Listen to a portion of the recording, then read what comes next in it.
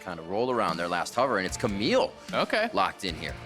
Pretty interesting, yeah. Camille, Jarvan, a lot of engage there. Also does synergize quite well with the Zilean. Because to this, giving over that early Ocean is pretty detrimental, but they don't have bot lane priority, so it should just be GGS grabbing this, and they can just hop over the wall, and then Olay can just W to often all lanes calling that they need help. All lanes are behind, and Meteos maybe getting picked off here himself. Oh, getting found in the jungle.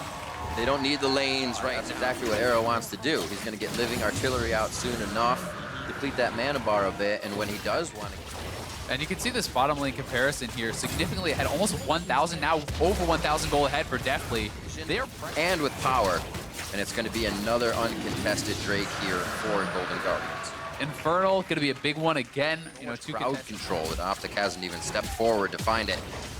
They will stay far enough back here. Maybe second-tier turrets are the ones they want to defend a little easier for them to Golden Guardians, and you have to feel like the game is just more and more in their hands. Yep. I think with this sort of a lead this early on, it becomes much less about how does Optic play, and it's more about how does Golden Guardians play, because I really do feel like with this sort of an advantage, with 4 dragons to none, with a significant gold lead, a stronger comp at this part of the game, you have to depend on mistakes from Golden Guardians. Playing good on the side of Optic is going to allow him to really knock down that objective very fast. As long as someone is tanking for him, he can 2-man at this point with an Infernal, with double Ocean, and the Mountain. Ooh, their objective takes are nasty. A little bit of damage there. Getting it in. I mean, Kog'Maw's now on 2 items. 2 items are completed for the Zilean as well. This may be their opportunity to look for something, but Meteos is getting pushed out. He doesn't have the chance to get any armor. The BF sword into the stopwatch already as he's trying to keep himself alive with a GA later, but it's not working right now, and he just can't get any tankiness in. He's, like we said, he's going to be forced to help the team and make that first nuke impact damage count. And they just started up now. This is double Blading the Rune King Marksman hitting this Baron. It's going down so fast. Meteos is back in base. Without the stopwatch, without the flash, they're just going to commit to it. Arrows off on the right, living artillery. No, nothing from him. Contract smites it down, and Optic has watched each and every dragon. You don't need to take that fight. Just take the objectives. And that's exactly what they are doing here, knocking down the bot lane. The denial of every resource. They have nothing. Optic's trying to live just outside their base. They're going for the engage, Riv. Head in. Nice job by Big. They're looking for Deathly right away. He gets the Zanyas down. Meteos and Dokla are both right on top of him. Deathly could get himself to safety, but he goes down right there. Big safe with Grey Health. Contract's coming in now. Haunter looks to clear a little bit of ground with his Qs, and Big's going to be the next one to go down as he lets the team go to the other side. Dokla gets himself safe to the right. Infernal Drake's there, going to be to help on this one. Crown's coming into the left. He doesn't have much mana, but he can provide. No, not the ultimate, just bombs. Contracts with the Lamb's Respite down. Big just on the outside does go down to the hands of Frog, and as we're back up to the top side of the fight, Dokla's alive. Meteos about to go down and gets out of the Infernal Chains. Crown still back and forth. Haunter knows he doesn't have enough to deal the damage, so he's going for this 2v1 right now. Dokla runs for the hills. He's going to get Olay in a second here. Haunter's left side. Froggen's also in the fight. Does he glacial path forward? No turret there. Looks like he's already used it to get in range. Ring of Frost to lock him down.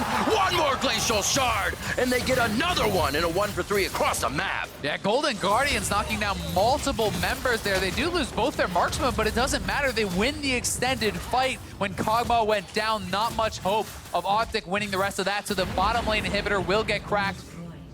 One outer did go down. Optic looking to force here. Dokla in onto 2. He's going hard with the ultimatum onto Deathly, and he absolutely deletes him. This could be the fight. Optic comes back, but Golden Guardians have their eye on priority targets. Crown's now about to go down. He gets the Chrono Shift back onto himself. Meteos taking damage from Contract to the left side. He got a resurrection onto Dokla. He'll be back into the fight, but Contract says, you are in here with me, as they also lose Dokla on the bottom side of the fight. And like I said, the scatter favors the Guardians. Yeah, and they have supers on the Nexus turrets here, Riv.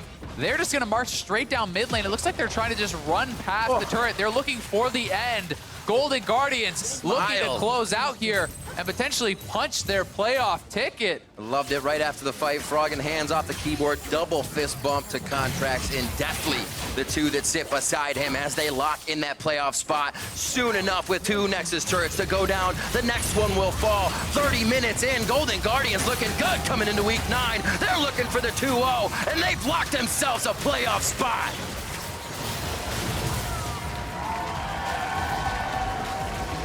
Congratulations to the Golden Guardians. First time in the organization's history, they will make the playoffs, and they do it in dominating fashion. Gotta feel good, Ole says. The pressure is still there. He knows what this feels like, and he knows he is a player on a team, and all of them deserve to be in that playoff position, and now they are. Certainly the case. You know, so many redemption stories for these teams.